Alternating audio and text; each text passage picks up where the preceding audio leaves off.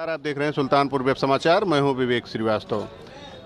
हमारे समक्ष फिर आज समाजवादी पार्टी के प्रदेश सचिव अयूबुल्ला खान जी मुखातिब हैं। अयूब जी, बहुत बहुत स्वागत है आपका।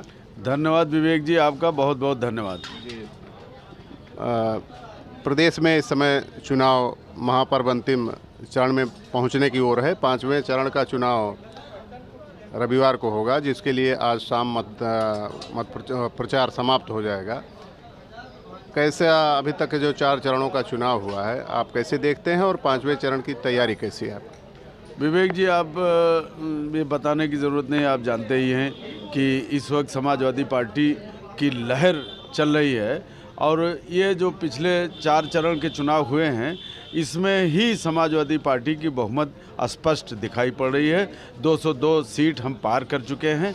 ये हम नहीं कहते हैं, आप ही का जो मीडिया माध्यम है वही ये बात बता रहा है। और जबकि वो मीडिया जो समाजवादी पार्टी से हट के अगेंस्ट मीडिया है, वो भी ये कहने लगा है कि समाजवादी पार्टी की सरकार बनना ऐसा प्रतीत होता है। आपके चुनाव निशान से कई जगह छेड़छाड़ के भी मामले सामने आए, क्या अपेक्षा करेंगे कि आगे ऐसा ना हो? अब ये विवेक जी बड़ी शर्मनाक बात है। कोई हिंदुस्तान ही में नहीं ये सब देखा जाता, पूरे दुनिया में देखा जाता है। अभी आपने देखा होगा कि फेविक्विक तक चुनाव निशान पे लगा के, ये सब हरकतें बहुत छोटी हरकतें हैं। जैसे एक होम मिनिस्टर ने इतना गैर जिम्मेदाराना स्टेटमेंट दिया कि आप इंटर पास करिए तो 12वीं में हम ये देंगे वो देंगे। तो ये इसी तरीके की ये गैर जिम्मेदाराना स्टेटमेंट देते हैं और हरकतें करते हैं। क्या आप फेविक्विक लगा देने से आप पूरी जनता की मानसिकता को बदल देंगे? पूरी जनता को आप आंख में धूप झोल रहे हैं। आप इतने बड़े हिंदुस्तान को आप उनके शासक बने हुए हैं और इस तरह की धूल झोंकने वाली बातें आप करते हैं। तो इसलिए अब जनता समझ गई है, इनके हर मक्र फरेब को जान गई है। इसलिए जैसे जैसे पहले चरण में कुछ और पोजीशन थी, दूसरे में कुछ और, मतलब साइकिल की पोजीशन हर चरण में बढ़ती चली जा रही है। राष्ट्रीय अध्यक्ष अखिलेश यादव जी अमेठी में आए थे, आप वहाँ मौजूद थे, क्या संदेश रहा आप लोगों के लिए?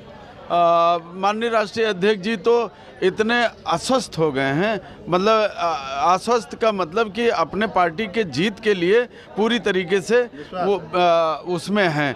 तो अभी कल कुंडा में आए थे और राजा भैया का वहाँ खड़ा हुआ था। हमें तो लगता है, मैं भी वहाँ गया हुआ था, तो लगता है कि राजा भैया की ज़मानत कहीं न जब्त हो जाए। जो मीडिया वालों ने राजा भैया करके एक हुआ खड़ा कर दिया था, कल हमने देखा है कि वहाँ जन सैलाब उमड़ पड़ा है। माननीय राष्ट्रीय अध्यक्ष अखिलेश यादव के नेतृत्व में अपना नेता मान लिया है वहाँ की जनता ने, कुंडा की।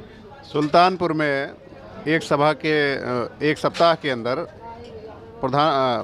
मुख्यमंत्री आदित्यनाथ जी का ये दूसरा दौरा आज है। कटका बाजार में वो हैं, वहाँ पे एक बड़ी चौंकाने वाली तस्वीर आई है कि 5 बुलडोजर लाइन से खड़े हैं, जिन पर भाजपा के जो है प्रचार लिखे हुए हैं। क्या कहें? अब देखिए, बौखलाहट का ये सबूत है।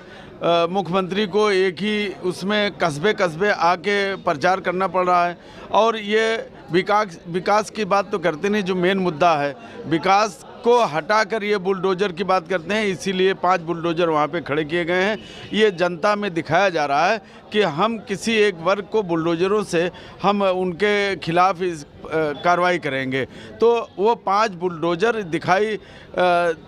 दिखाने के लिए लगाए गए हैं, न कि जनता के दुख दर्द को हटाने के लिए वो लगे हैं। बस वो 5 बुलडोजर जिस लिए लगे हैं, जनता सब समझ रही है, हास्यास्पद है। और ये इनका एक ही ज़िले में 2-2 मरतबा कस्बे घूमकर ये जाहिर कर रहा है कि ये बौखला गए हैं, इनकी पार्टी बुरी तरह से फ्लॉप है, हार चुकी है। कुछ अंतर्राष्ट्रीय समस्या पर भी चर्चा कर लेते हैं जी। यूक्रेन संकट इस समय पूरी दुनिया के सामने है। 1991 में रूस से यूक्रेन अलग हुआ था। 30 साल बाद ये संकट आया है और लड़ाई की वजह जो है वो नाटो में यूक्रेन के शामिल होने की मंशा पर है। 18,000 भारतीय यूक्रेन में फंसे हुए हैं। उनको लाने के लिए क्या उपाय होने चाहिए? सरकार की कैसी तैयारी है, इस पर कुछ जानकारी दें। विवेक जी, ये बहुत दुखद समाचार है हम किस मैटर पे वो लड़ाई हो रही वहाँ पे, इस पर तो हम नहीं जाना चाहते हैं। बस ये जानना चाहते हैं हम कि 18,000 भारतीय वहाँ पे फंसे हुए हैं और इन्होंने, हमारे प्रधानमंत्री महोदय ने कहा कि ये भारतीय जो हैं पोलैंड के रास्ते से इंडिया आ सकते हैं, लेकिन किस तरह से आएंगे, क्या व्यवस्था उनकी होगी, इसके बारे में मम है। इनको कहीं ऐसा लग रहा है कि 18,000 भारतीय आ जाएंगे तो ये जो चुनाव हो रहा है कहीं इसमें प्रभावित ना कर दें, इतना फूंक फूंक के कदम रख रहे हैं। इनको भारतीय नागरिकों की जान की कोई फिक्र नहीं है। इनको फौरन वहाँ पे भारतीय नागरिकों को लाने के लिए उचित व्यवस्था कर देनी चाहिए थी, लेकिन ऐसा कुछ नहीं, कोई व्यवस्था नहीं। बड़े शर्मनाक बात है कि भारतीय वहाँ पे उनकी जानें फंसी हुई हैं, वो उनका परिवार यहाँ पे परेशान है, लेकिन उसके बारे में हमारा प्रधानमंत्री कोई स्टेटमेंट नहीं देता कि वो कैसे आएंगे। जी, आप अधिवक्ता सभा के प्रदेश उपाध्यक्ष भी हैं।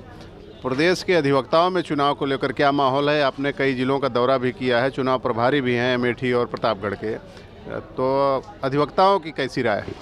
देखिए, अधिवक्ता की जहाँ तक बात है, देखिए अभी आप जिस जगह पे बैठे हुए हैं ये सीट सुल्तानपुर विधानसभा की 188 है। यहाँ का प्रत्याशी अधिवक्ता नहीं है, अनूप संडा। वो अधिवक्ता ना रहते हुए आपके सिविल कोर्ट में आया तो गेट पर उसको इतना ज़्यादा, भाई यहाँ पे 5,000 अधिवक्ता कमोबेश हैं पूरे ज़िले में, और वो भीड़ उमड़ी कि एक प्रत्याशी जो अधिवक्ता भी नहीं है और दूसरी पार्टी के प्रत्याशी अधिवक्ता भी हैं, अभी बीजेपी के प्रत्याशी अधिवक्ता भी रहे हैं, उनके साथ मुश्किल से 4-5 अधिवक्ता थे, बाकी बीजेपी के लोग थे। बाकी प्रदेश का क्या हाल है अधिवक्ताओं को लेकर? प्रदेश में यही पोजीशन है विवेक जी। मैं आपको बता रहा हूँ, मैं प्रतापगढ़ अभी जा रहा हूँ और वहाँ पे अधिवक्ताओं में इतना ज़्यादा, उस दिन माननीय राष्ट्रीय अध्यक्ष जी आए हुए थे, कल अभी कुंडा में, कुंडा 70 किलोमीटर दूर है प्रतापगढ़ से। प्रतापगढ़ से अधिवक्ताओं ने अपनी गाड़ियां कर करके वहाँ पे हुजूम लगा रखा था। करीब मैंने देखा था वहाँ 300-350 अधिवक्ता अपनी अपनी गाड़ियों से गए हुए थे। तो हर ज़िले में अधिवक्ता जो है वो मान चुका है, चूँकि पढ़ी लिखी ये बिरादरी है, तो पढ़ी लिखी बिरादरी तो जान ही रही है कि संविधान का मखौल उड़ाया जा रहा है, धज्जियाँ उड़ाई जा रही हैं, तो अधिवक्ता सबसे आगे आएगा। तो वो बीजेपी के बहुत खिलाफ है और वो समाजवादी पार्टी के साथ है। जी, राष्ट्रीय और अंतर्राष्ट्रीय मुद्दों पर हमसे चर्चा करने के लिए धन्यवाद। पांचवा चरण रविवार को होगा मतदान, कुछ और कहना चाह रहे हैं आप? हाँ, एक बात और कहना चाहते हैं इनकी बी टीम के बारे में, यानी असदुद्दीन ओवैसी के बारे में। इनकी बी टीम है, आप जानते हैं, हम नहीं कह रहे हैं, पूरा हिंदुस्तान कह रहा है। मायावती पे भी आक्षेप लग रहा है कि वो उन्हीं की डमी प्रत्याशी। जाहिर सी बात, मायावती तो कहती भी हैं कि जो कट्टरपंथी मुसलमान है उनको वोट ना दो, तो या सपा को, अब तो ये कहने लगी है कट्टरपंथी वाला, तो बहुत पहले इन्होंने कहा था, अब कह रहे हैं कि सपा को वोट ना दो। तो ये मायावती तो खुली हुई हैं कि वो बीजेपीएन है, लेकिन ये बी टीम जो मुखौटा लगा के आए हैं, कोई दाढ़ी या टोपी लगा के आए हैं मुसलमानों में तिफरका डालने के लिए, उनको बांटने के लिए, ओवैसी साहब, मैं हालांकि मेरे बहुत करीबी हैं ये ओवैसी साहब, लेकिन वो राजनीति में ये इस तरह की ओछी हरकत उनको जेबा नहीं देती है। वो बड़े कद्दावर वकील हैं, बैरिस्टर हैं, इसलिए वो बी टीम की जो बातें वो करते हैं, अखिलेश को हराने की बात करते हैं, मुद्दे की बात नहीं करते। अभी एक गवैया आया था कांग्रेस से, वो कोई प्रतापगढ़ी गाना गाता है, वो इमरान, तो वो भी यही कह रहा था। बड़े शर्म की बात है कि लोग मुद्दे की बात क्यों नहीं करते हैं। हिंदुस्तान कहाँ चला जा रहा है? ये दोनों बी टीम वाले जो हैं, इमरान प्रतापगढ़ी और ओवैसी।